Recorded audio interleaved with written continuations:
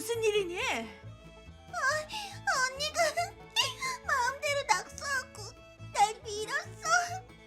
어머, 레나, 정말 잘 그렸구나. 레나는 장래 화가가 되려고 그러나? 나 화가할래. 그래서 돈을 잔뜩 벌 거야. 믿음직스럽구나. 잘 됐네, 나누. 언니가 예쁘게 그려줘서. 나는 싫은데. 넌 이 멋짐이 안 느껴지니? 싫은 건 싫은 거야. 언니 방벽에 그리면 되잖아. 으아, 나누를 위해서 그려준 건데. 얘 나너 왜 그런 말을 하니? 언니가 불쌍하잖아. 하지만 사과해. 어른이 된 지금 돌이켜봐도 역시나 이상한 우리 집. 제 가족은 부모님과 2살 많은 언니인 레나, 그리고 저 이렇게 4인 가족인데 부모님은 보시는 바와 같이 언니만 오냐오냐하고 저는 항상 혼내기만 했어요.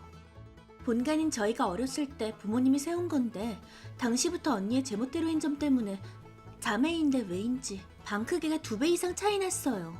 모처럼 넓은 방을 받았으면서 언니는 제 방에 마음대로 들어와서 벽에 낙서를 하거나 구멍을 내거나 물건을 부수는 등 제멋대로 굴었죠. 그럴 때마다 부모님한테 항의했었지만 반응이 없었어요. 고쳐주지 않는다는 걸 깨달은 저는 언니가 방을 어지럽힐 때마다 엉망이 된 부분을 스스로 고치게 되었어요. 벽에 색종이를 붙이거나 코르크판을 덮어서 숨겼고 바닥에 나는 흠집도 유튜브 영상을 참고해서 갈색 크레용으로 칠해서 숨기곤 했죠. 그러다 보니 점점 더 그 과정에 빠지게 되었어요. 이거 은근 재밌는데? 이게 제 다이 인생의 시작이었어요. 나노 똥망으로 만들어줄게. 마음대로 하던가. 어차피 고칠 거니까.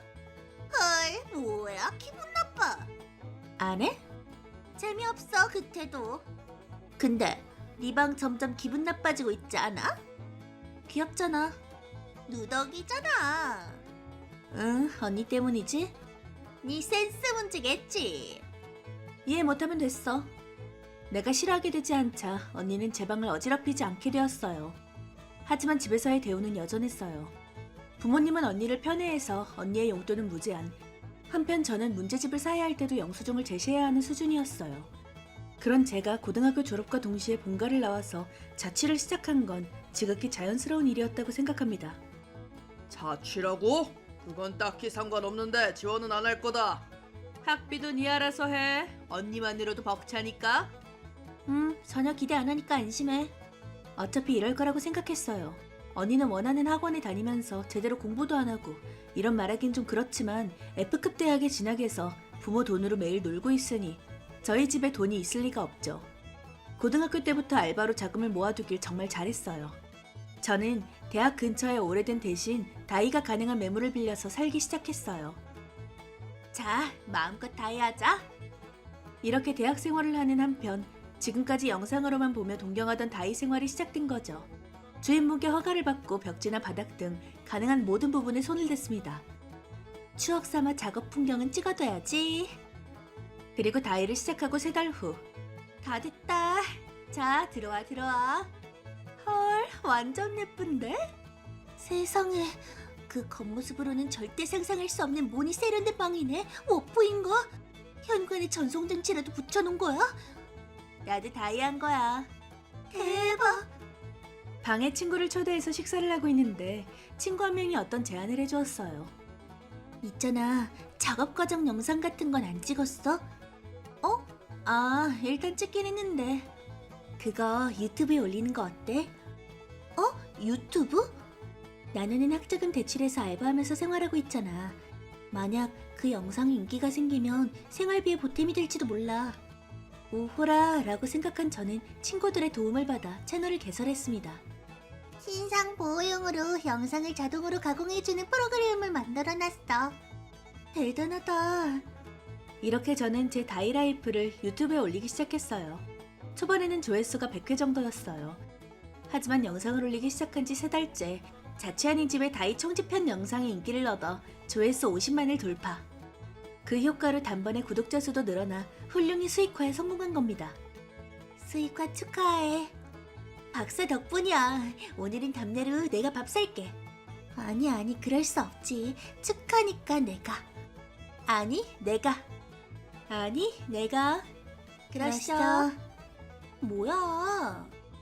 아, 참. 나노한테 부탁이 있는데. 뭔데? 괜찮으면 내 방도 다이 해주지 않을래? 물론 촬영해도 되고. 그래도 돼? 고마워. 사실은 영상 소재가 없어서 곤란했거든. 어떤 느낌으로 하고 싶어? 나노의 센스에 맡길게. 그로부터 3달에 걸쳐 친구의 방도 완전히 리노베이션. 그 모습을 담은 영상도 엄청난 반응을 얻어. 내 말 좀 들어봐. 유튜브를 본 사람한테 의뢰가 들어왔어. 오, 대단하다. 받아들일 거지? 당연하지. 이렇게 저는 학교를 다니면서 의뢰를 받은 곳에 찾아가서 다이를 하고 영상에 담아 채널에 올리게 되었습니다. 눈치채 보니 제 채널은 구독자 수 30만이 넘어 꽤 큰 규모가 되어 있었죠. 그러던 중에 다이 친구를 만난 게 스고 마사요시 씨였어요. 항상 영상 잘 보고 있습니다. 아, 이거 제가 추천하는 줄자예요. 우와, 감사합니다. 마사요시 씨는 사회인으로서 일하면서 저처럼 다이 영상을 올리고 있어서 알게 된 사람인데 콜라보 영상을 찍는 걸 계기로 친해졌어요. 잘못된 일을 싫어하는 그에게 저는 점점 끌리게 되었고 콜라보 후에도 사적으로 만나게 되었어요. 그리고 제가 대학을 졸업하기 직전 저와 사귀어주세요. 네. 이렇게 저는 드디어 마사요시 씨와 사귀기 시작한 겁니다. 대학을 졸업한 후 저는 어느 회사에 취직도 하지 않고 다이 회사를 설립했어요. 지금까지는 대학 생활과 병행하며 해왔지만 본격적으로 임하기로 결심한 거죠. 감사하게도 의뢰는 다 받을 수 없을 정도로 많이 와서 굉장히 충실한 하루하루를 보낼 수 있었어요. 그로부터 3년, 마사요시 씨에게 프로포즈를 받아 결혼. 그 타이밍에 마사요시도 회사를 그만두고 제가 만든 회사의 공동 경영자가 되어주었어요. 결혼식은 의뢰를 받아 리노베이션한 개인 경영 카페에서 소박하게 올렸어요. 거기에 제 가족은 아무도 없었죠. 마사요시가 배려해주어 일단 말은 해보았지만 카페에서 식을 올린다니 부끄러워라. 절대 안 가? 친척한테 말하지도 마라. 부끄러우니. 너 진짜 돈 없구나. 웃긴다. 부끄러워. 뭐 예상은 했으니 상관없지만요. 이렇게 제 신혼생활이 시작된 건데 그러던 중 멀리서 혼자 사시던 친할머니가 돌아가셨다는 소식을 들었어요. 그리고 당연하게도 상속 문제가 발생했죠. 할아버지는 이미 돌아가셨었기 때문에 아빠를 포함한 남매 셋이서 협의하게 되었는데 성가신 게 할머니가 사시던 집이었어요. 난 집은 필요 없고 현금이면 돼. 웃기지 마. 집은 어쩔 건데? 형한테 줄게. 멍청한 놈. 아무리 입지가 나쁘지 않다지만 땅도 좁고 건물은 60년이나 지나 너덜너덜하잖아. 철거하고 땅만 사도 적자가 된다고. 그런 집만 받으라는 거냐? 상속세도 내야 한다고. 그럼 새로운 집이라도 지어서 이사하지 그래? 땅값 굳었다고 생각하면 되잖아. 그럼 누나가 그렇게 하든가. 뭐? 난 남편 본가에서 동거하고 있는데 불가능해. 100번 양보해서 집은 상속받아도 좋아. 그 대신 돈도 다 받겠어. 그런 건 횡포야. 그래, 돈은 평등히 나눠야지. 그런 고집이 통할 것 같아? 결국 다툼 끝에 한 명의 집과 돈을 한 번에 상속받는 형태가 되었다고 하는데 그렇게 되자 모두가 필요 없고 돈만 받고자 해서 이야기에 진전이 없었다고 해요. 그때 엄마가 할머니 집이 필요 없냐고 저에게 연락을 했어요. 물론 상속세는 제가 내는 전제입니다. 다시 말해 낡은 집을 저에게 떠넘기려고 했다는 거죠. 하지만 다이를 생업으로 하는 저에게 있어서는 반가운 얘기였어요. 저는 바로 승낙하고 부모님에게서 할머니의 집을 받았어요. 한편 부모님은 수백만 원의 유산을 통째로 상속받아 기분이 좋은 상태. 정말 내가 마음대로 해도 된다는 거지? 그래, 물론이지. 팔든 굽든 마음대로 해라. 나노랑 딱 어울리는 낡은 집이네. 영희 변경을 마치고 저는 남편과 함께 리노베이션을 개시. 지금까지 작업하는 것 중에서도 가장 오래된 건물이라 많이 낡아서 시간은 오래 걸렸지만 그만큼 작업하는 보람이 있었어요.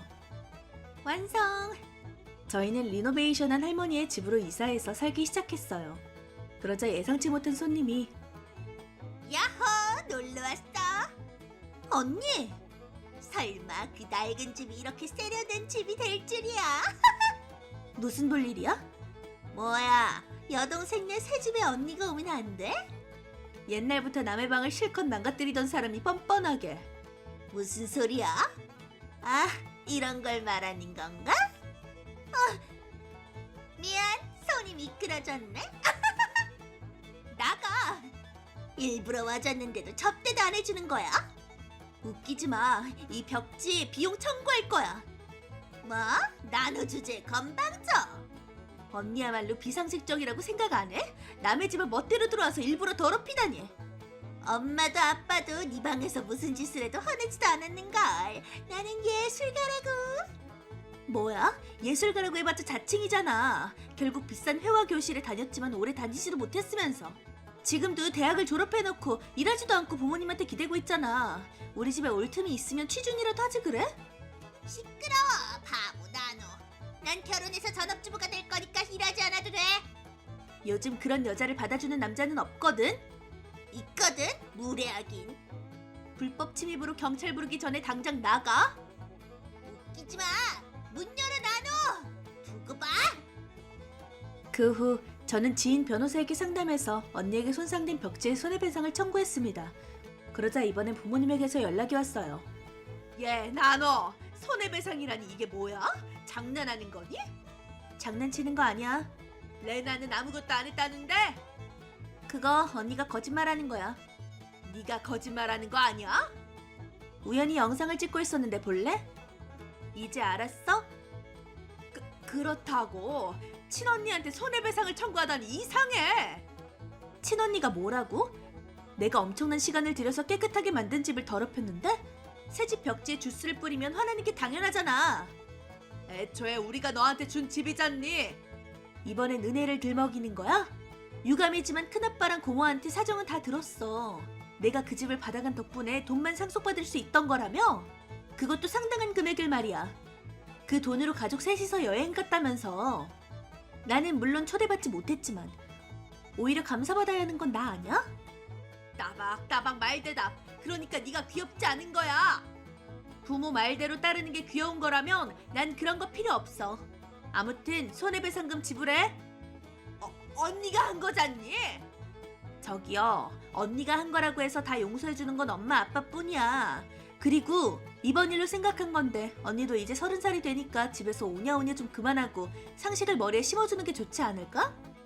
쓸데없는 참견이야. 레나는 불효녀인 너랑은 달리 착하거든. 절대 안 낼 거야. 아 그래? 그럼 재판에 붙일까? 재판? 어느 쪽이 객관적으로 잘못했는지 확실히 하자고. 너 진심이니? 진심인데? 제 진심을 느꼈는지 그 후 부모님은 손해배상을 지불했어요. 싸워봤자 이길 수 없다고 생각한 거겠죠. 겸사겸사 그때 앞으로 넌 딸이라고 생각하지 않겠어! 라는 말을 들어서 그럼 셋 다 다시는 나한테 접근하지 마 라고 되돌려 주었습니다. 가족과의 연을 끄는 대신 평온한 삶을 손에 넣은 거죠. 오히려 속이 시원했어요. 그러던 어느 날 유튜브를 통해 어떤 연락이 왔어요. 무려 리노베이션한 할머니 집이 부디 양도해달라는 거 아니겠어요? 저는 남편과 상담해서 연락을 준 사람과 만나보기로 했어요. 항상 영상 잘 보고 있습니다. 지난번에 올리신 집이 너무 멋져서 꼭 별장으로 사고 싶습니다. 그분은 제가 영상을 올리기 시작하던 시절 때부터의 팬으로 회사를 여러 개 경영하는 큰 부자였어요. 그 주변에는 일 때문에 자주 와서 그때의 거주지로 구입하고 싶다고 한 것입니다. 할머님께 물려받은 소중한 집이라는 건 잘 알고 있습니다. 그러니 금액은 토지 건물 합해서 3천만 원 정도로 어떨까요? 3천만 원이요? 너무 낮은가요? 그럼 원하시는 금액을 말씀해 주시면. 아니요. 너무 높아요. 그치 마사시 씨? 네. 리노베이션 비용까지 포함해도 그렇게까지는. 하지만 원래는 나노가 물려받은 집이니. 그 후 상의 결과 2천만 원에 양도하기로 했습니다. 저희로서는 1천만 원이어도 괜찮았지만 상대분이 그건 너무 낮다고 하시며 들어주질 않더군요.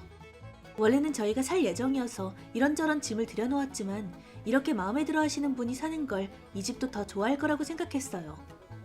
한 달 후 저희는 짐을 정리해서 이사를 갔고 그 후 구독자분이 입주했습니다. 이거 보세요. 이사를 마쳤습니다. 당신들이 리노베이션 한 집에서 살 수 있다니 꿈만 같습니다. 소중히 살겠습니다. 기뻐해 주셔서 다행이에요. 또 단독주택이라도 사서 리노베이션 할까? 응, 그게 좋겠다. 특별히 거주 장소에 까다롭지 않았던 저희는 느긋하게 집을 찾고 있었어요.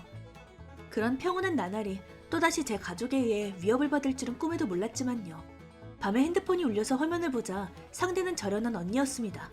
차단해야지. 그러자 다음엔 모르는 번호로 전화가. 안 좋은 예감이 들었지만 의뢰인일 가능성도 있으니 받아보자. 감히 차단을 해? 망할 나너. 역시 언니였구나? 뭐 됐어. 일단 술 좀 사와. 뭐? 그게 무슨 소리야? 무슨 소리긴? 귀는 장식이니? 저기 언니, 취했어? 안 취했어. 취했잖아. 지금 너네 집에 있거든? 뭐? 무슨 소리야? 너네 집에서 2차 하고 있어. 뭐? 2차? 에? 잠깐만. 언니 지금 어디야? 설마 할머니 집 아니지? 당연히 거기지. 지금 당장 나가. 쫓아내려고 해봤자 소용없어. 거기 이제 내 집 아니야. 뭐? 뭐라는 거야? 양도해달라는 사람한테 팔았어. 누가 이딴 집을 달라고 해? 너 날 바보로 하는 거야? 언니랑 부모님한테는 말 안 했지만 나 유튜브 하고 있어. 그래서? 다이나 리노베이션 영상을 올리고 있는데 그 집에 리노베이션을 올렸어. 그랬더니 시청자분이 팔아달라고 한 거야. 그런 일이 있을 리가 없잖아. 거짓말하면 안 되지. 거짓말 아니야. 그보다 어디로 들어간 거야? 뒷문이 열려 있었거든. 진짜 조심성 없다니까. 뒷문이라니 안 잠겨 있었어? 부쉈어? 완전 불법 침입이잖아. 유감이네요. 이번엔 증거 영상 없으니까 손해배상은 청구 못한답니다. 이 바보 언니. 바보인 게 뭐 어때서? 잠깐, 이게 무슨 소리야? 미안. 친구가 유리적 깼나봐. 많으니까 하나 정도는 괜찮지? 이 바보야. 그리고 어느새 와인셀러 같은 걸 산 거야. 나 와인 잘 모르는데 엄청 잘 넘어간다. 이거 몇 병 마신 거야? 더 이상 피해를 낼 수 없다고 생각한 저는 바로 경찰에 신고했어요. 동시에 구매자분께도 사정을 설명하자 바로 가겠다고 답장이 와서 저희도 현장으로 급히 달려갔어요. 잠깐! 이거 놔! 야, 나너! 이거 어떻게 된 거야? 이 바보, 2번 다시 접근하지 말라고 했잖아. 뭐야, 너만 결혼해서 이런 이쁜 집에서 살고! 그 집은 제 집입니다. 마침 근처에서 일을 하다가 급히 달려오신 구매자분이 앞으로 나섰어요. 누구? 이쪽 부부께 이 집을 양도받은 사람입니다. 거짓말. 아까 그 얘기 진짜였어? 그러게 그렇다고 했잖아. 아주 마음껏 구르셨더군요. 제 와인을 마시고 유리잔도 깼다고 들었습니다. 아니야. 그건 다 동생 거라고 생각해서. 동생분의 물건이라면 뭘 해도 좋다는 겁니까? 그건 당연하지. 왜냐하면 쟨 동생이고 난 언니니까. 당신도 어처구니 없는 언니를 가지셨군요. 고생이 많으셨겠어요. 네, 정말로. 사과할게. 경찰은 싫어. 데려가시죠. 내 말 듣고 있어? 남의 말을 들은 적이 없는 사람이 뭐라는 거야? 잠깐. 아프잖아. 싫어. 저기요. 용서해달라고. 손해배상은 추후에 청구하겠습니다. 언니와 같이 소란을 피우고 있던 사람들 모두 경찰에 연행되었어요. 그 후 불법 침입 주범인 언니에게는 눈알이 튀어나올 만큼의 손해배상 청구가 갔고 언니는 바로 저에게 울며 매달려왔어요. 나너 도와줘. 3천만 원을 어떻게 내? 고작 불법 침입인데 왜 그런 금액이 된 거냐? 언니가 어지럽힌 건 상당히 부자인 사람의 집이야. 자세한 건 모르겠지만 숙성시키기 위해 고급 와인은 다 셀러에 보관해두었대. 언니는 그 와인을 반 정도를 마셨거든. 그거 아마 1,000만 원 정도 할걸? 그럼 남은 2천만 원은 뭐야? 깨트린 유리잔이나 접시가 비쌌던 것 같아. 특주로 만들거나 일부러 해외에 사온 거라던가. 그리고 소란 피운 탓에 흠집이 간 칠레 수선 비용이랑 나머진 그냥 민폐료 아니야? 너 유튜브로 돈 많이 번다며? 원래는 네 집이니까 책임져. 뭔 소리야? 네가 그 집을 팔지만 않았으면 이런 일이 일어나진 않았을 거 아니야? 그 집을 물려받을 때 내가 확인했지? 마음대로 해도 되냐고. 그랬더니 팔든 굽든 마음대로 하라고 했잖아. 나는 그대로 한 것뿐이야. 대변을 늘어놓지 마. 누가 할 말을. 뭐든 좋으니까 네가 돈 내. 거절한다. 친언니가 곤란해하잖아. 난 친언니 때문에 곤란했던 기억밖에 없거든. 이 부르누가 무슨 소리야, 아빠. 청구는 어디까지나 언니한테 간 거잖아? 언니한테 내게 하면 되잖아. 어떻게 그러냐? 레나는 아직 시집가기 전이라고. 저기요, 언제까지 언니를 오냐오냐 해야 성이 풀리는 거야? 언니가 그렇게 된 건 솔직히 엄마 아빠 탓이야. 그렇게 됐다니 무슨 소리냐? 레나는 너와 달리 귀엽다고. 그럼 3천만 원 대신 내주면 되겠네. 너무나 귀여운 언니를 위해서 말이야. 그게 불가능하니까 너한테 연락한 거잖아. 3천만 내라고. 얘기가 너무 안 통하잖아. 이 이상 소용이 없다는 걸 깨닫고 저는 전화를 끊었습니다. 그 후에도 몇 번 전화가 왔지만 모두 무시. 셋은 어떻게든 제 집을 찾아내서 쳐들어오려고 한 것 같지만 이사한 주소를 말한 적이 없으니 헛속으로 끝난 것 같아요. 어쩌지? 괜찮다 레나. 엄마 아빠가 어떻게든 해줄 테니. 결국 부모님이 3천만 원을 대신 내주기로. 당연히 제멋대로인 언니에게 돈을 써온 가족한테 그런 저축이 있을 리 없으니 빚을 지게 되었다고 해요. 몇 달 후. 밥 이게 다야? 미안해. 엄마도 일하고 있는데 빚을 갚기가 힘들어서. 그런 생활을 견딜 수 없었는지 몇 달 후 언니는 도와준 부모님을 두고 남자와 도망갔다고 합니다. 나 행복해질게. 빚 면제 잘 부탁해. 부모님은 크게 상심했고 저련한 저에게까지 어디냐고 물어볼 정도였으니까요. 당연히 무시했지만요. 언니가 지금 어디에 있는지는 모르지만 그런 의리 없는 사람이 행복해질 수 있을 거라는 생각은 도무지 들지 않네요. 달링은 아직인가? 네? 누구? 네가 레나냐? 그런데? 네 남자가 빚을 남기고 도망가서 말이야. 대신 갚아줘야겠어. 말도 안 돼. 뭔가 잘못한 거 아니야? 현대보증인에 사인한 거 너 맞잖아. 그건 달링이 써달라고 부탁해서. 데려가. 싫어. 이거 놓으라고. 이런 거지가 가족이라는 걸 들키면 결혼식을 할 상황이 아니게 될 거야. 딸의 행복을 바란다면 당장 돌아가! 그래요. 당신의 자리는 준비해두지 않았습니다. 아, 그런가요? 축의금으로 1억엔을 넣으려고 했는데 아쉽네요. 1억? 무슨 소리야? 내 이름은 카네코 토모미, 45살. 도내 회사에서 사무직을 하고 있는 지극히 평범한 주부이다. 나는 결혼 출산이 빨랐기 때문에 외동딸 유메는 이미 사회인이 되어 독립했다. 남편과 앞으로의 두 번째 인생을 어떻게 즐길까라는 얘기를 하던 3년 전 어떤 사건이 일어났다. 아빠, 대답 좀 해봐. 유메, 아직 효도도 못했는데 너무 빨라, 아빠. 3년 전으로 거슬러 올라가서 남편의 음주운전을 하던 차에 휘말려 타게 했다.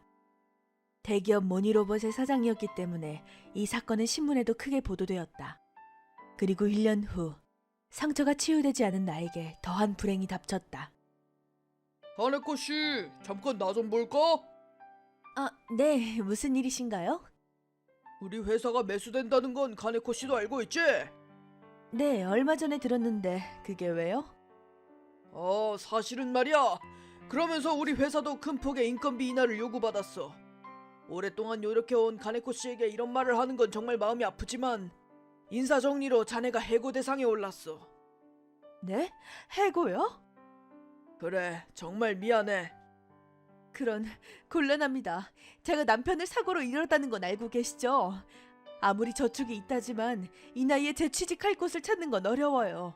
그건 부장님도 잘 아시잖아요. 알고 있지. 나도 이런 짓을 하고 싶진 않았어. 하지만 회사가 정한 일이야. 받아들여줘. 그럴 수가. 이렇게 나는 오랫동안 근무하던 회사를 퇴사하게 된 것이다. 지금까지의 저축에 대해 근속 연수에 따른 퇴직금, 실업보험, 남편의 유산도 있으니 한동안 생활은 문제 없지만 살다 보면 무슨 일이 일어날지 모르니 역시 일은 계속하고 싶어.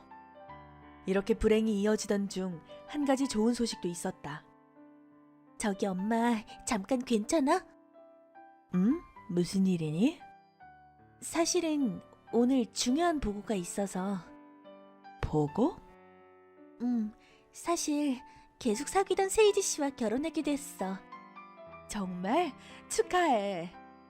고마워. 오래 사귀었는데 드디어 하는구나. 얼마 전에 프로포즈를 받았어. 정말 기뻤어. 결혼식 일정은 대충 정한 거니? 세이지랑 얘기해서 기념일인 10월에 하려고 해. 10월인가? 그럼 반년 후 정도네. 엄마는 유메의 드레스 모습을 보는 게 꿈이었어. 분명 천국에 있는 아빠도 기뻐할 거야. 엄마한테도 아빠한테도 최고의 결혼식을 보여주고 싶으니 준비 힘낼게.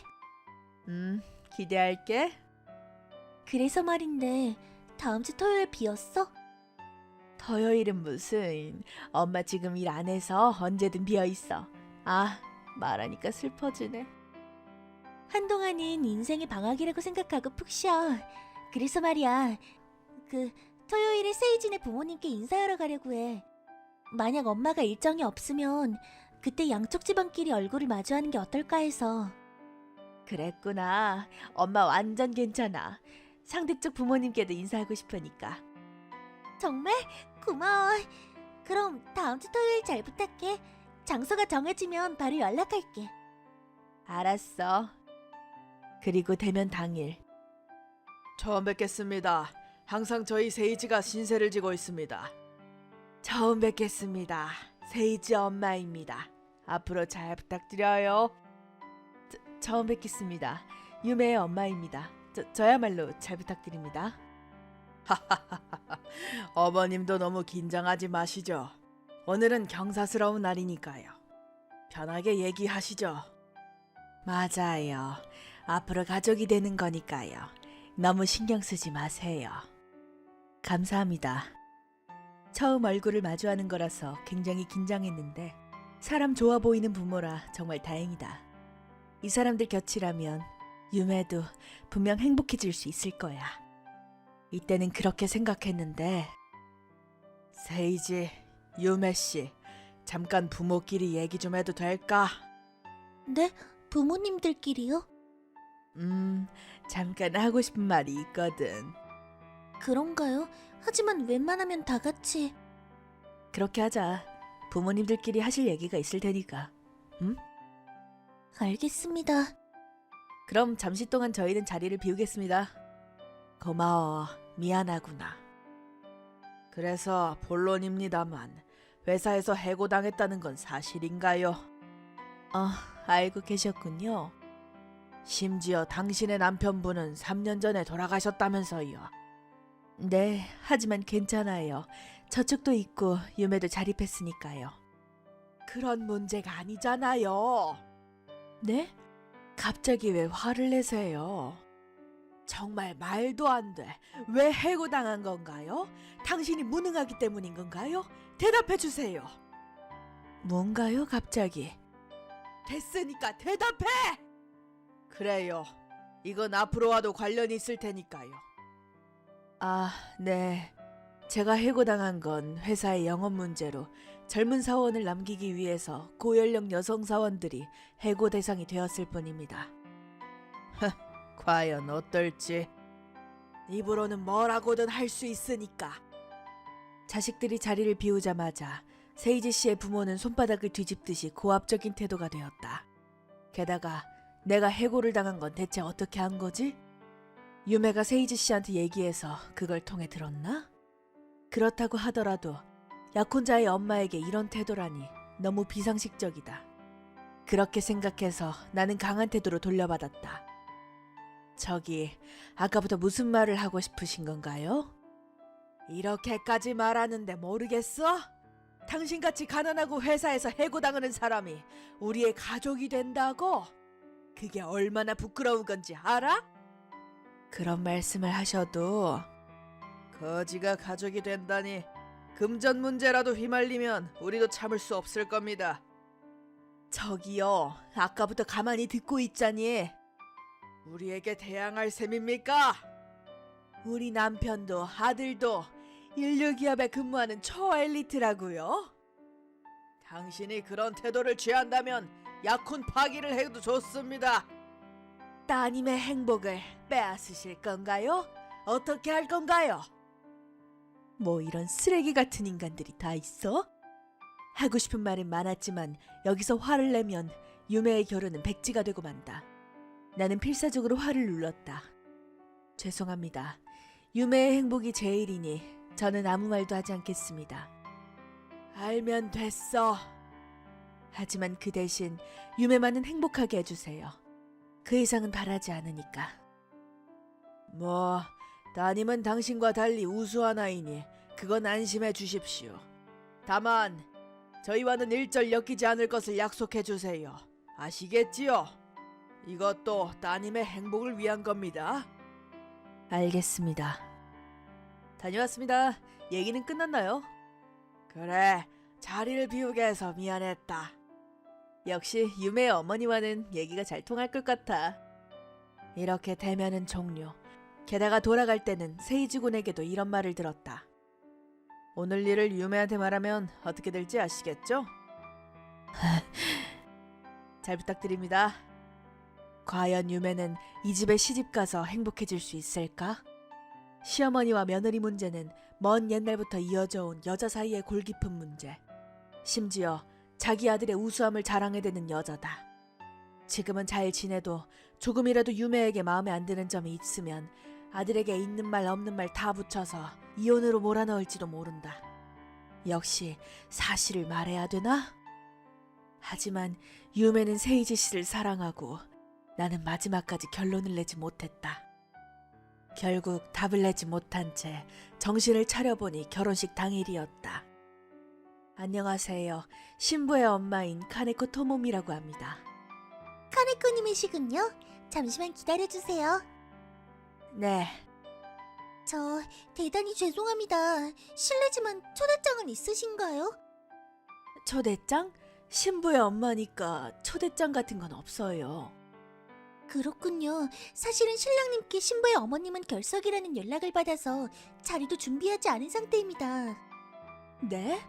그런 말 못 들었는데요?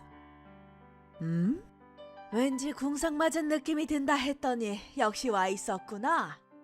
저기요, 결혼식에 참가하지 못하게 한다는 말은 못 들었는데요?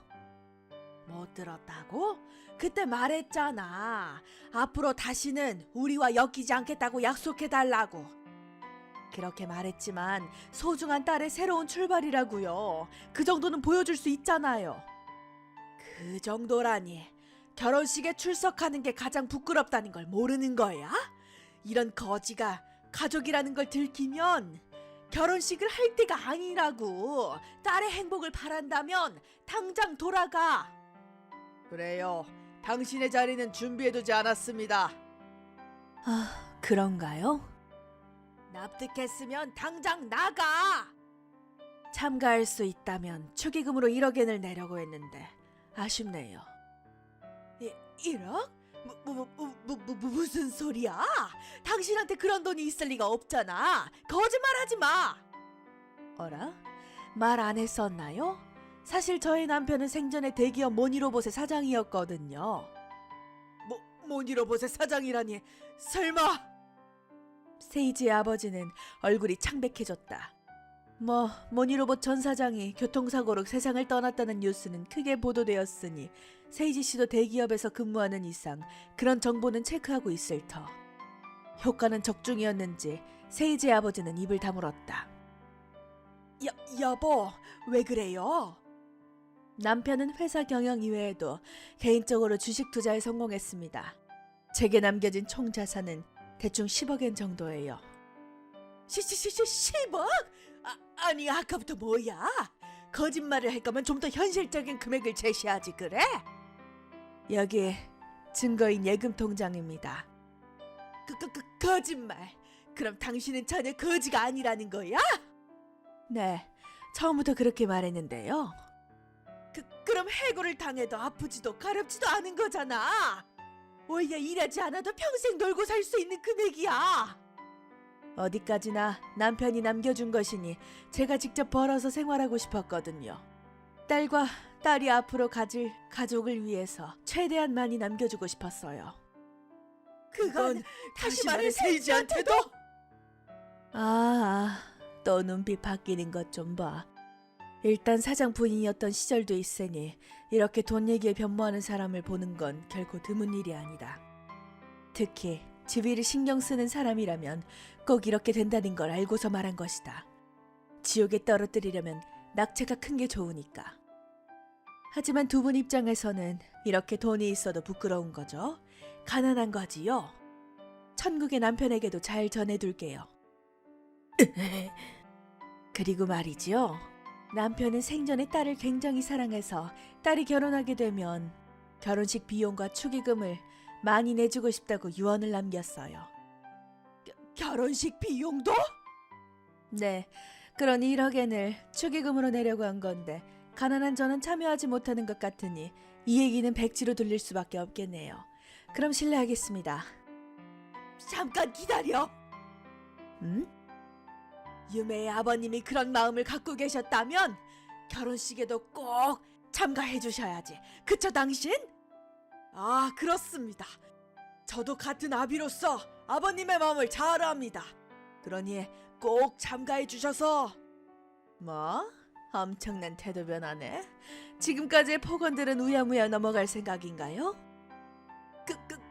그건 사실은 당신들이 그런 식으로 손바닥을 뒤집을 거라는 걸 예상하고 아까 그 발언을 녹음기로 녹화해놨어.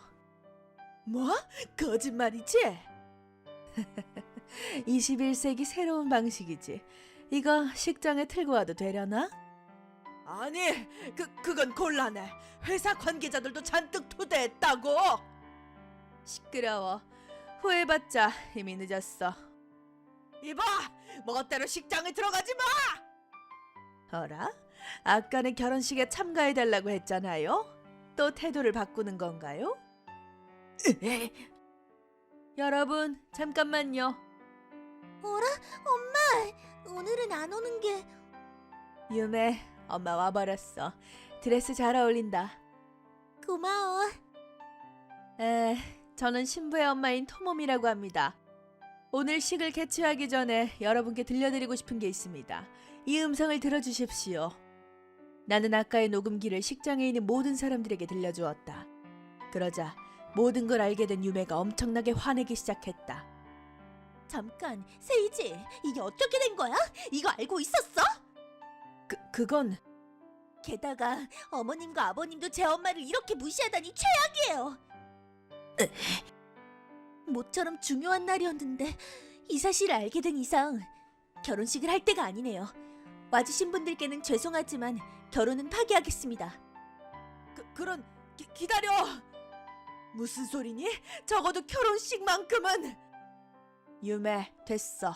저놈들은 아빠 유산을 목적으로 이런 말을 하는 거니까. 참고로 유산 목적으로 태도를 바꾼 순간의 음성도 있는데 그것도 증거로 들어볼까요? 그건 봐주세요. 그럼 결혼은 없던 일로 하죠. 식장 취소를 뿐만 아니라 위자료도 제대로 청구할 테니 잘 부탁드려요. 그럴 수가. 그럼 수고하셨습니다. 이렇게 우리는 친족들에게 매도당하는 바보 가족을 뒤로하고 결혼식을 떠났다. 물론 식장에서는 바보 가족을 비난하는 노성이 울려 퍼져서 엄청난 사태가 되었다는 건 불을 보듯 뻔했다. 아이 참, 왜 대면 때 그런 심한 말을 들었다고 말해주지 않은 거야? 미안해. 자식들을 휘말리게 하고 싶지 않았는데 결혼식에 참가하지 못한다는 걸 알고 참을 수 없었어. 그런 최악의 가족에게 딸을 시집 보내려고 하면 어떡해. 나도 어른이니까 얘기를 들으면 냉정하게 판단할 수 있었어. 그렇지. 미안해. 반성했어. 그래도 구하러 와줘서 고마워. 이렇게 결혼식에 난입하는 사람은 보통 소꿉친구나 전남친인데 설마 엄마가 올 줄이야. 그러게. 그 후 야코는 정식으로 파기되어 세이지와 그 부모님은 약혼 파기 위자료를 받게 되었다. 게다가 식장에는 세이지의 회사 상사, 세이지 아버지의 상사도 많이 참가하고 있었기에 이 일이 방아쇠가 되어 둘은 같이 좌천처분을 당했다고 한다. 회사의 신뢰를 크게 떨어뜨리는 행위에 해당한다던가? 깡촌에 셋이 같이 이사해서 좁은 사택에서 어깨를 맞대며 살고 있다고 한다. 아들은 젊으니 이직이든 뭐든 하면 되겠지만 자기 소문이 퍼지지 않을까 생각하면 무서워서 다른 회사로 가지 못하고 있다던가? 엘리트가 멘탈이 약하다는 건 정말인가 보다. 우리 남편은 그렇지 않았지만. 참고로 우리는 고액의 위자료를 받아 모녀 사이좋게 해외여행을 갔다. 아, 하와이 최고. 아빠랑 셋이서 왔을 때 생각난다. 그러게, 여긴 정말 좋은 곳이야. 그러고 보니 유매, 아빠의 유산에 대해서 상대한테 말하지 않았더구나? 아빠한테 결혼하기 전은 물론 결혼한 후에도 그 사람과의 삶이 정말 행복하고 정말 신뢰할 수 있다고 여겨질 때까지 밝히면 안 된다고 단단히 일렀었거든. 그 사람, 내가 모르는 곳에서 이렇게 타일렀었구나. 그렇다는 건 이번 일은 아빠가 지켜주기도 했다는 거네? 정말 그렇다니까. 말했었으면 나도 내숭 떠는 그 사람과 부모님의 본성을 알지도 못한 채 결혼 생활을 이어나갔을지도, 유산 목적으로 살해당했을지도 모르고. 아, 무섭다, 무서워. 만약 또 연이 있으면 사귀기 전에 소개해줘. 엄마는 이래봬도 사람을 보는 눈은 있는 편이거든. 그렇게 하겠습니다. 인생은 아직 기니까 유매를 소중히 여겨주는 남자를 천천히 찾으면 된다고 생각한다. 그게 천국의 아빠를 위한 것이기도 하니까. 뭐? 왜 장애인이 여기 있는 거야? 여기가 재활시설인 줄 알아? 일단 여기서 일하고 있는데. 진짜냐? 이 회사 망했네. 제 이름은 스기사와 마코토, 23살 그래픽 디자이너입니다. 이번에 제 회사에 찾아온 진상 동료에 대한 얘기입니다. 우선 제 자기소개부터. 고등학교 2학년 때까지는 가라테에 성을 쏟는 평범한 학생이었습니다. 하지만 어느 날 동아리 활동이 끝난 후 길을 걷고 있는데 코너에서 돈 순간 엄청난 속도로 폭주하는 오토바이가 제 쪽으로 돌진해왔습니다. 서둘러 피하려고 했지만 결국 휘말리고 말았습니다. 나중에 들은 건데 아무래도 눈이 내린 후여서 지면이 얼어 있었고 그런 와중에 빠른 속도로 달린 탓에 컨트롤이 되지 않았다고 합니다. 솔직히 오토바이가 제 쪽으로 돌진해온 후의 일은 거의 기억나지 않습니다. 정신이 들었을 때 저는 병원이 침대였습니다. 옆에 계시던 부모님은 안 좋은 안색으로 눈을 뜬 저를 보자마자 오열을 하셨죠. 아, 나는 사고를 당했구나. 순간 그렇게 생각했습니다. 상처가 심하대? 쥐어짜는 듯한 목소리로 그렇게 묻자 아버지가 분한 듯이 말씀하셨습니다. 왼팔을 잃었다고. 제 왼팔은 오토바이에 짓눌려 차마 눈뜨고 볼 수 없는 상태였다고 합니다.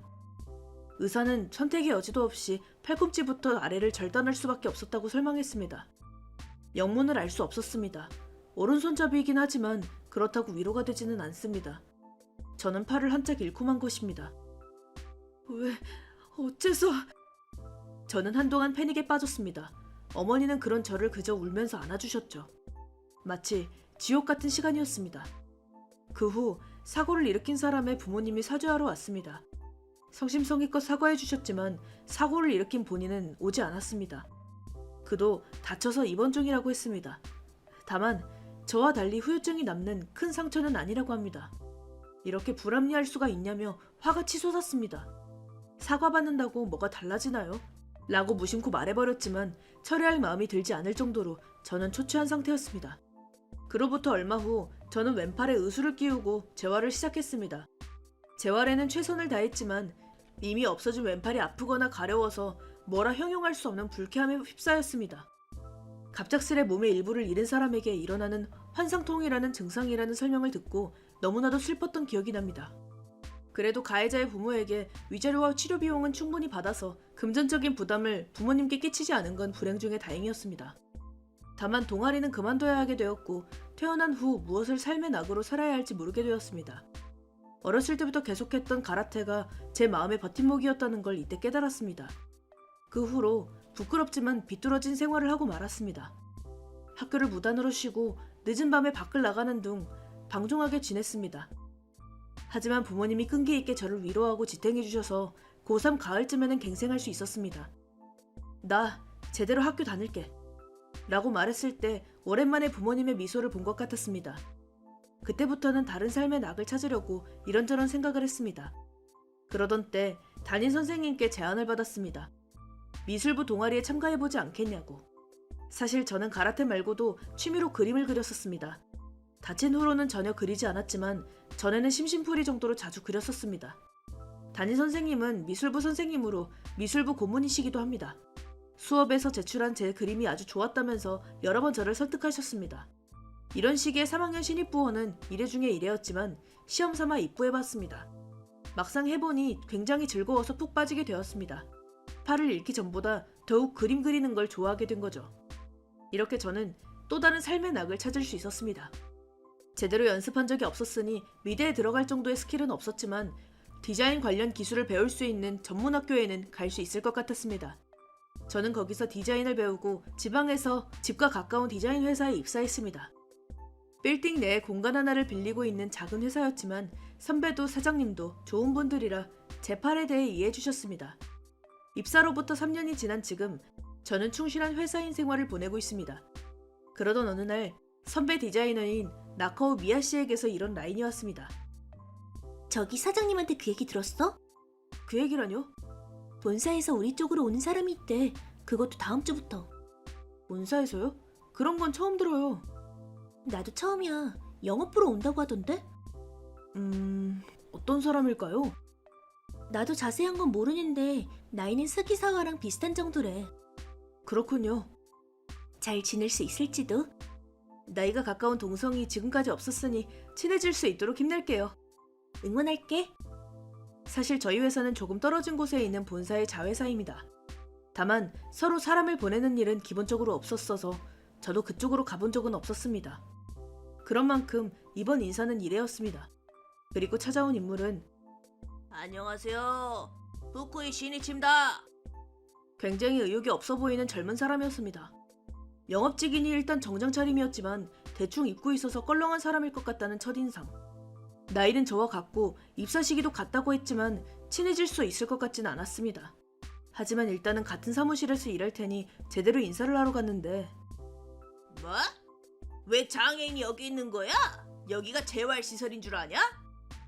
일단 여기서 일하고 있는데 진짜냐? 이 회사 망했네. 남의 시선도 신경 쓰지 않고 꽤 큰 목소리로 이런 말을 내뱉었습니다. 이렇게까지 노골적으로 차별하는 일은 드물어서 분노를 넘어 어이가 없어졌습니다. 아무튼 잘 지내는 건 어려울 것 같습니다.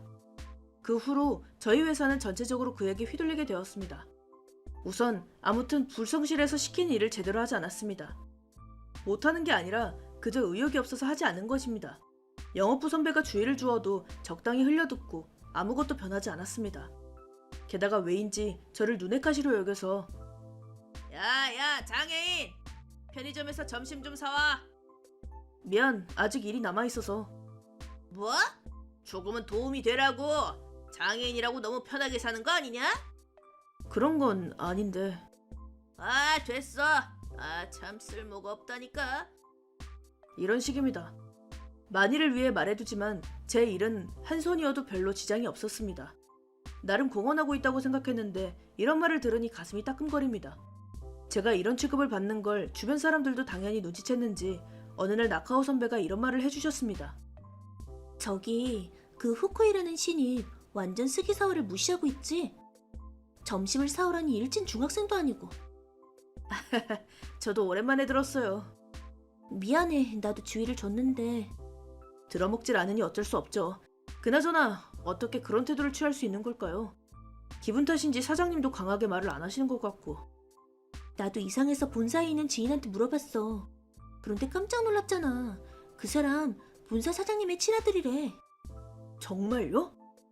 어렸을 때부터 양아치에 사회인이 되어도 문제만 일으켜서 감당하지 못하고 우리한테 떠넘긴 거지. 정말 곤란하다니까. 아, 그런 사정이 있었구나. 확실히 본사 사장님의 아들이라면 우리 사장님도 취급에 곤란하겠죠. 그나저나 아무리 자기 아들이라고 해도 문제아를 자회사에 떠넘기다니. 그쪽 사장님은 좋은 사람이라고 들었는데 아무래도 소문이 틀렸나 봅니다. 그 후에도 후쿠이는 제대로 행동했습니다. 사내 사람들을 곤란하게 하는 정도면 몰라도 결국 타 회사 사람들에게까지 민폐를 끼쳤습니다. 저희 회사로 찾아온 의뢰인이 후쿠이의 복장에 주의를 주자 오히려 화내며 의뢰인에게 따졌다는 겁니다. 의뢰인이 관대한 분이라 용서해 주셨지만 본인에게는 전혀 반성의 여지가 보이지 않습니다. 괜히 그런 늙은이랑 엮여서 엄청 고생했네. 큰 문제가 되어도 이상하지 않은데 상대가 용서해 주신 거잖아. 그렇게 말하는 건 좋지 않아. 뭐? 스기사와 너 진짜 건방진 거 아니야? 근데 잠깐 어깨 좀 주물러 줄래? 흐수가 만지면 아플 것 같으니까 역시 됐다. 제대로 상대하면 제가 손해이니 그런 폭언에도 조용히 견딜 수밖에 없었습니다. 그러던 어느 날 저는 마카오 선배에게 제안받아 일이 끝난 후 저녁을 함께하기로 했습니다. 조금 늦어진 저를 선배가 기다려주셔서 둘이 회사 문을 닫고 밖으로 나왔는데 어라? 스기사와랑 나카오 선배잖아? 뭐 하는 거야?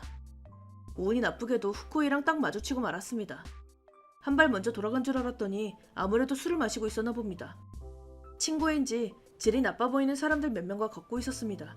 저는 간단히 사정을 설명하고 빨리 떠나려고 했는데 잠깐 기다려! 넌 됐고 마카오 선배는 이쪽으로 와. 잠깐, 하지마! 후쿠이는 떠나려는 마카오 선배의 어깨를 강하게 붙잡고 가지 못하게 했습니다. 하지마, 아파하시잖아. 저는 무심코 후쿠이의 팔을 떼어놓고 말았습니다. 후쿠이는 약간 흥분해서 뭐? 여자 앞이라고 가오 잡는 거냐? 장애인 주제 건방지다고! 라며 제 머리를 팔로 조른 겁니다. 소위 말하는 헤드록 자세. 역시 아파서 조금 강하게 떼어놓자 균형을 잃고 후쿠이가 넘어졌습니다. 그걸 본 동료들이 비웃자 후쿠이는 더욱 흥분했습니다. 이 자식이 뭐하는 짓이야! 잠깐, 진정해! 무려 후쿠이는 품에서 칼을 꺼냈습니다. 정말 저와 동갑이 맞는 걸까요? 마카오 선배의 제지도 듣지 않고 후쿠이는 칼을 쥐고 저에게 달려왔습니다. 하지만 저는 당황하지 않고 슬쩍 피한 후 후쿠이의 배를 차올렸습니다. 무심코 가라테 시절의 기술이 나와버린 거죠. 그러자 후쿠이는 일자로 쓰러졌고 위액이 섞인 투사물을 내뱉고 말았습니다. 한동안 움직일 수 없겠죠. 동료들은 벙쪘습니다. 더 이상 일을 키우고 싶지 않아서 재빨리 나카오 선배의 손을 잡고 떠났습니다. 하지만 떠날 때 너 이 새끼 각오해라! 무조건 후회하게 해준다! 라며 저주를 퍼부는 후쿠이의 목소리가 들렸습니다. 레스토랑에 도착한 후 저는 무서운 경험을 하게 됐다며 나카오 선배에게 사죄했습니다. 깜짝 놀랐어. 너 그렇게 강했구나? 옛날에 가라테를 했었거든요. 무섭게 해드려 죄송해요. 무섭지 않았어. 놀라긴 했지만. 그것보다 이런 말하긴 좀 그렇지만 멋있다고 생각했어. 정말요? 여성 입장에서는 이유가 어떻게 됐든 남을 다치게 하는 사람은 싫지 않나요? 아니. 방금 건 어쩔 수 없지. 분명 원한을 샀겠죠. 폭행죄 같은 걸로 고소당하지 않으면 좋을 텐데. 만약 그렇게 되면 내가 꼭 증언할게. 상대는 칼을 들고 있었잖아. 정당방위라고. 감사합니다. 라곤 했지만 옛날의 피가 들끓은 스스로가 부끄러워서 식은땀이 멈추질 않았습니다. 제가 한팔이긴 하지만 칼을 든 초보자는 상대가 안 됩니다. 사고가 나기 전에 전국대회에서 싸웠던 사람들이 몇 배는 더 무섭고 강했으니까요. 물론 평소에는 그런 식으로 폭력을 휘두르진 않습니다. 아무튼 선배가 무사한 건 다행이지만 조금 지나쳤을지도 모릅니다. 경찰은 괜찮겠지만 후쿠이의 아버지, 본사의 사장님은 어떨까요? 설마 난입해온다던가 아무리 그래도 그건 아닌가? 라고 생각했었는데 다음 주 회사에 가자. 자네가 스기사와 마코토군이지? 무려 진짜 후쿠이의 아버지인 본사의 사장님 나오키 씨가 찾아오셨습니다. 저희 쪽 사장님은 불안에 떨고 있었고 아버지의 옆에는 아들이 서 있었습니다. 이걸로 해고 확정인가 하고 포기하고 있었는데 만난 적이 없을 터인 나오키 사장님의 얼굴은 어딘가 낯이 익었습니다. 언제 만난다 떠올리고 있었는데 이번 일은 제 어리석은 아들이 정말 실례했습니다. 이 바보가 2번이나 자네에게 해를 입히려 하다니 변명할 여지도 없네. 무려 나오키 사장님 본인이 저에게 머리를 숙인 겁니다. 사장님께 머리를 눌려 아들 쪽도 고개를 숙이고 있었습니다. 그보다 2번이나라니? 무슨 의미인지 생각하다가 드디어 나오키 사장님의 얼굴이 기억났습니다. 그래요.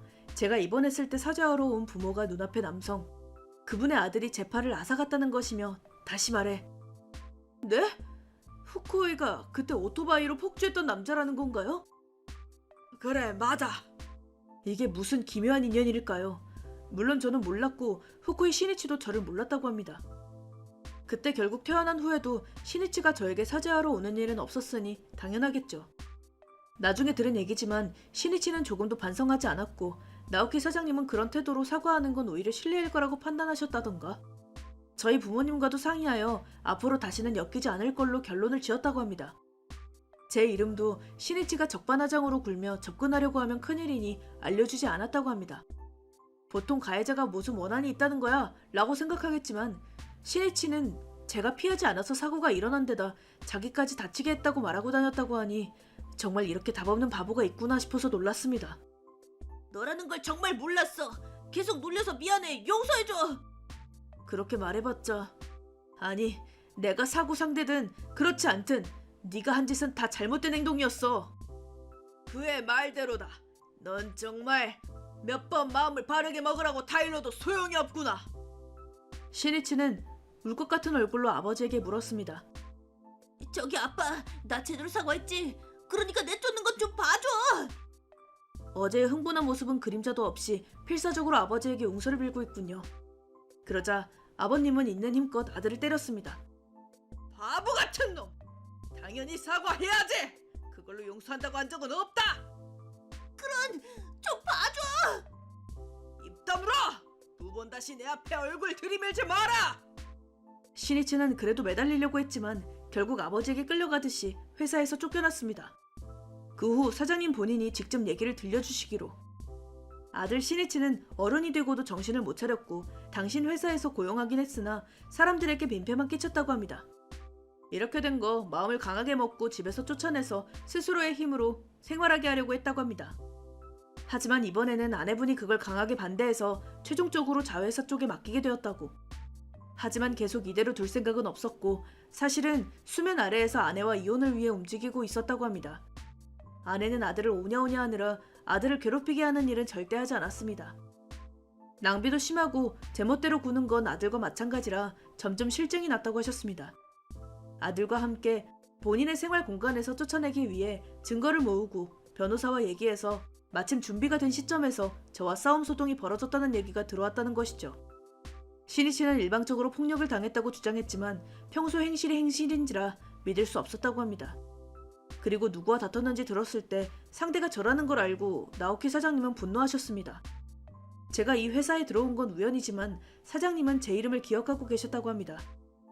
드문 이름은 아니라 동명이인인가 싶으면서도 신경이 쓰였다고 하셨습니다. 하지만 두 번 다시 엮이지 않겠다는 약속을 지키려고 굳이 조사하지 않으셨다고. 그러던 중 시니치가 스기사와 마코토라는 의수를 한 사람에게 폭력을 당했다고 일러바친 일로 의혹이 확신이 된 겁니다. 이번 일로 다시 한번 사장님은 저에게 사과하셨습니다. 여러 번 불쾌한 일을 겪게 해서 정말 죄송합니다. 사원들에게도 어리석은 아들이 민폐를. 아무리 사과해도 부족합니다. 육아에 실패한 것 같지만 확실히 나쁜 사람은 아닌 것 같습니다. 저는 사과를 받아들였습니다. 게다가 회사 사람들에게도 폐를 끼친 사죄로 좀 더 넓고 깔끔한 사무실을 준비할 것을 약속해 주셨습니다. 아무튼 이렇게 제 평화는 돌아왔습니다. 그 후로 나카오 선배가 적극적으로 저를 식사 자리에 초대하게 되었고 얼마 후 사귀게 되었습니다. 후쿠이 시니치는 어머니와 함께 집에서 쫓겨나 나오키 사장님도 행방을 모른다고 하십니다. 아버지의 위강이 사라진 시니치가 제대로 살아갈 수 있을 것 같진 않습니다. 그러고 보니 얼마 전 심야에 벤치에서 혼자 웅크리고 있는 지저분한 남성이 시니치를 닮았던 것 같은데 마음을 바꾸고 바르게 살기를 바랄 뿐입니다. 고작 장례식 따위로 쉬다니 말이 되나? 넌 해고다! 내 이름은 마츠모토 시니치. 방금 해고라는 통보를 받았다. 이렇게 된 과정을 자세히 설명하겠다. 나는 43살로 사정이 있어서 최근에 이직한 참이다. 이직 전은 정말 좋은 회사여서 야근도 적고 휴일도 제대로 챙길 수 있다. 복지나 수당 같은 것도 갖추어져 있고 월급은 꽤 좋다. 덕분에 삶의 질이 확실히 올랐다. 동료와 부하도 우수하고 좋은 사람뿐. 인간관계도 더할 나위 없이 만족하고 있었는데 오늘부로 부임한 하라다다. 엄격히 갈 테니 다들 각오하도록. 내가 이직하고 약 반년 후 새로운 부장이 왔다. 50대 정도로 딱 버블 세대 느낌의 의기양양한 타입. 이 사람이 정말 성가셨는데 어떻게 성가신지 조금 예시를 들어보겠다. 어느 날 퇴근 시간이 되어 퇴근할 준비를 하고 있었다. 물론 일은 다 마친 후였다.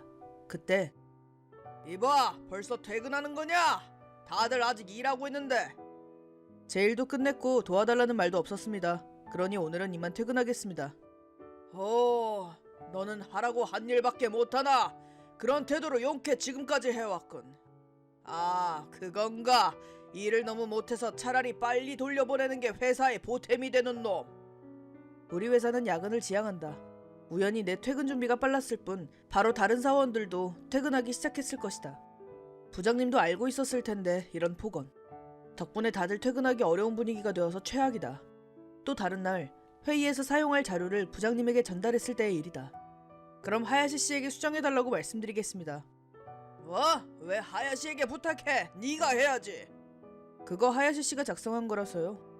하야시 씨는 신입이면서 일을 잘하는 여성 사원이다. 부장님은 하야시 씨를 마음에 들어해서 그녀에게만 물으다. 하야시가 만든 거라면 빨리 말해. 잘 보니 제대로 정리되어 있군. 이건 이대로 괜찮아. 알겠습니다. 부장님은 자료의 내용보다 누가 만든 건지가 중요한 것 같다. 또 다른 날 아침부터 부장님께 전화가 왔다. 아무래도 사원 한 명이 감기에 걸려서 쉬고 싶다고 말했나 보다. 지금까지는 당연히 나중에 진단서를 제출하면 쉴 수 있었다. 그러나 감기 때문에 쉰다니 빠져가지고 사회인이라면 무리해서라도 와야지. 고열? 알 바 아니다. 당장 오도록. 1시간 후 쉬고 싶다고 말한 사원이 휘청거리며 출근했다. 정말 올 줄 몰랐던 우리는 놀랐다. 부장님만 만족스러워 보였다. 다들 부장님을 설득했고 내가 그 사원을 집까지 데려다 줬다. 이런 식으로 부장님은 첫인상대로의 사람이었다고 해야 하나 상상 이상으로 낡은 가치관을 가진 사람이었다. 부서 내 분위기도 안 좋아졌고 능률도 떨어지고 있는 것 같다. 본인은 그걸 모르는 것 같지만. 하지만 이건 파란의 서장에 불과했다. 어느 날 휴일에 집에 있던 나에게 부장님에게 라인이 왔는데 어이, 지금 당장 회사로 와. 오늘은 토요일인데요? 그건 나도 알아. 고객 트러블이 있었나봐. 네가 가장 가까이 사니까 바로 와줘. 죄송하지만 저는 휴일 출근을 할 수 없습니다. 왜지? 아내랑은 헤어졌다고 들었는데 가족 서비스를 해야 하는 것도 아니잖아. 병문안을 가야 해서요. 그런 건 다음에 가도 되잖아. 취소하고 바로 와. 상사 명령이다. 죄송합니다. 불가합니다. 어이, 명령이라고 했잖아. 다음에 설명할 테니 봐주세요.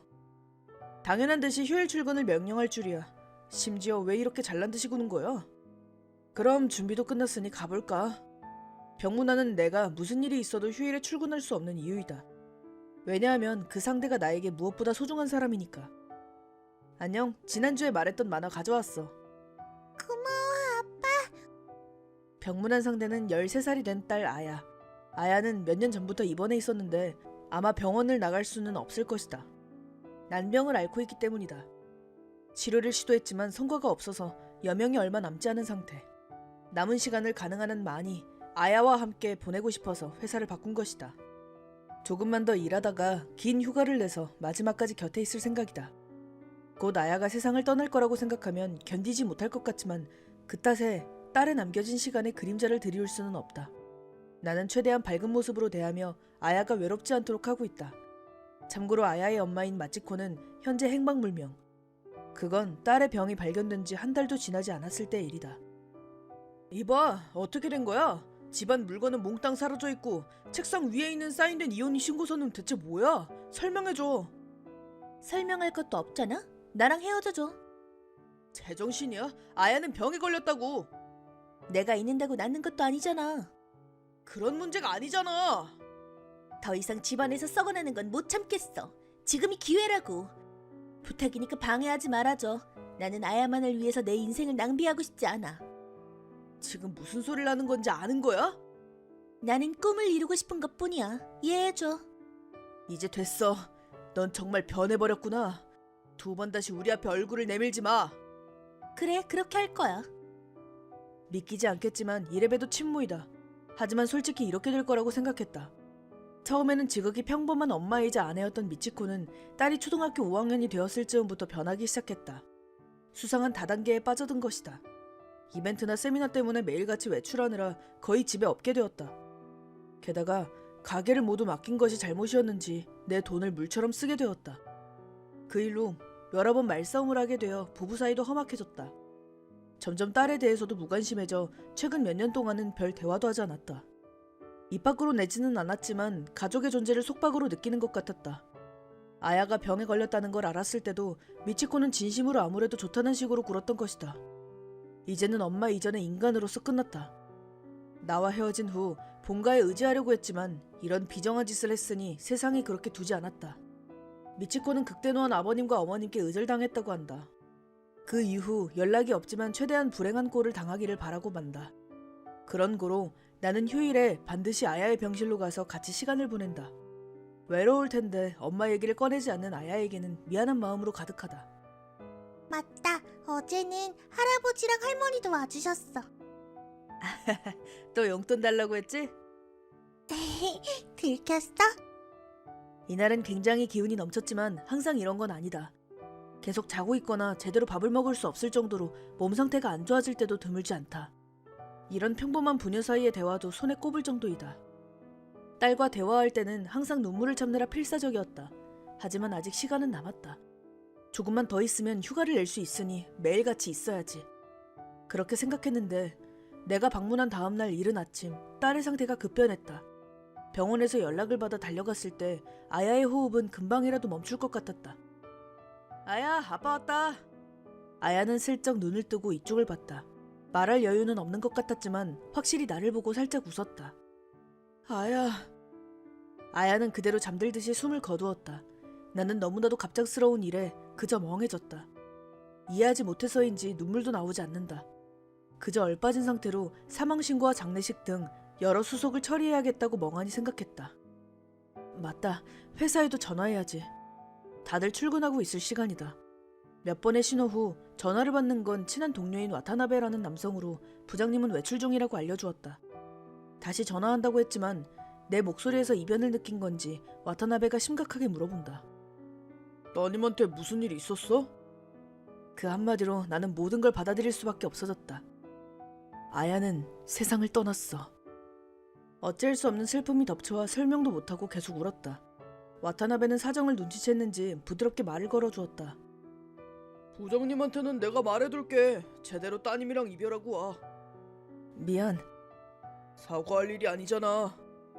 와타나베는 위로의 말을 한 뒤 제대로 밥은 먹으라고 격려해 주었다.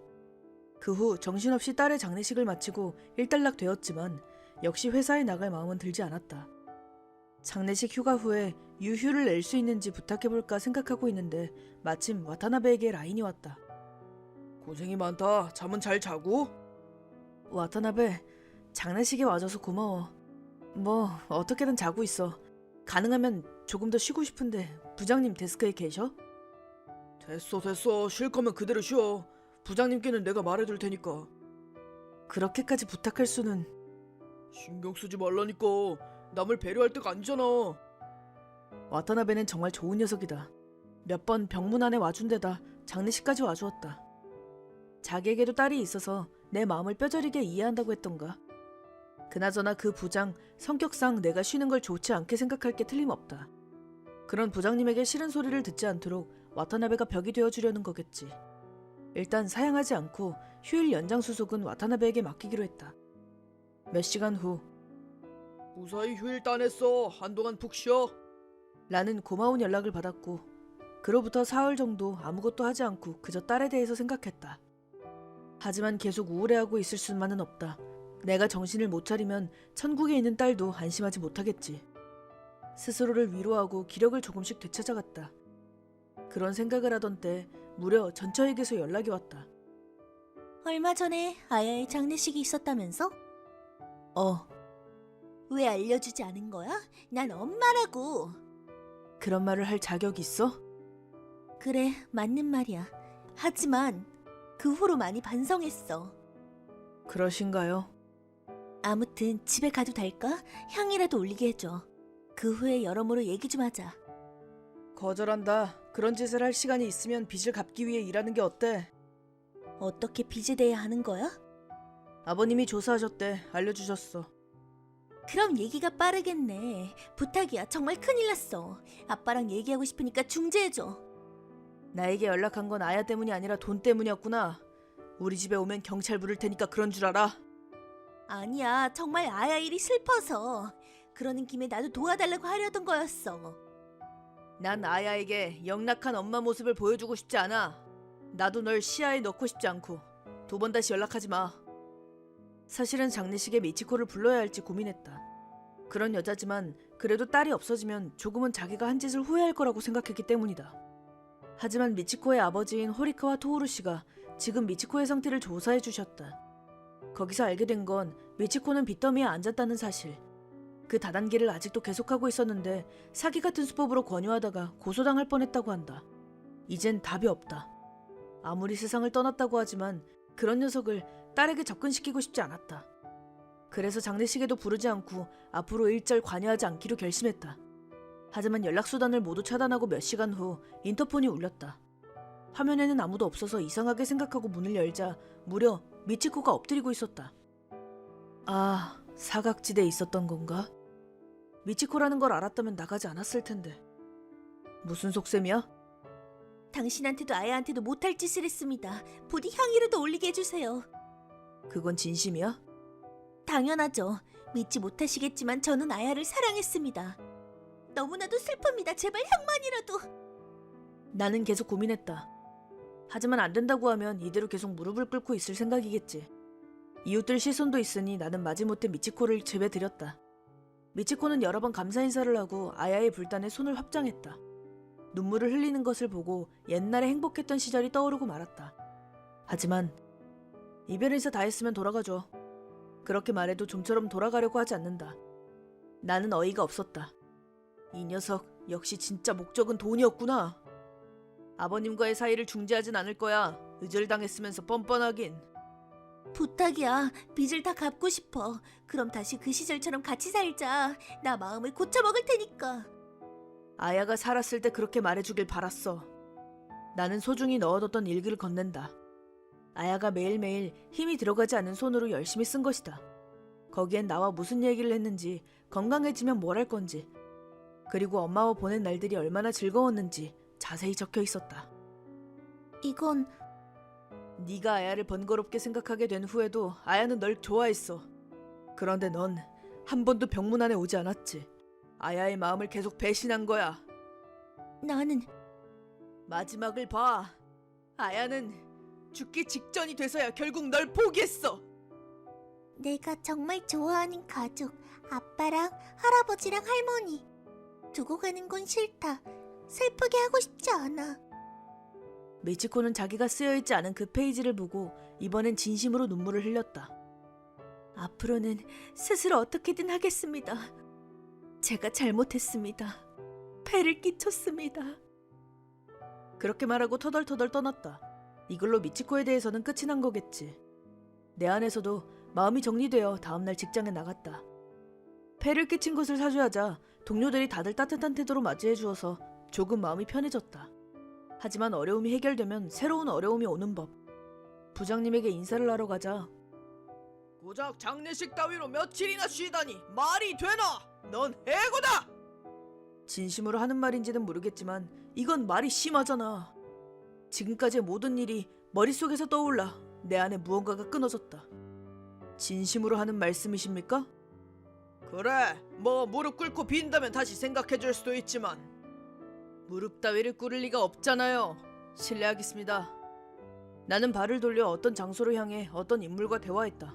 가능하면 이 방법은 쓰고 싶지 않았지만 몇 시간 후 사장님 왜 여기에? 뭐 안 깨나. 마츠모토 왜 네가 사장님과 같이? 됐고 앉아. 2번 말하게 하지 말고. 하라다 부장은 인적 없는 회의실에 호출받아 경악했다. 그야 사장님과 내가 같이 기다리고 있었으니 당연하겠지. 사실 내가 근무하는 회사 사장님의 이름은 호리카와 토오루. 내 이전 시아버님이자 아야의 할아버지이다.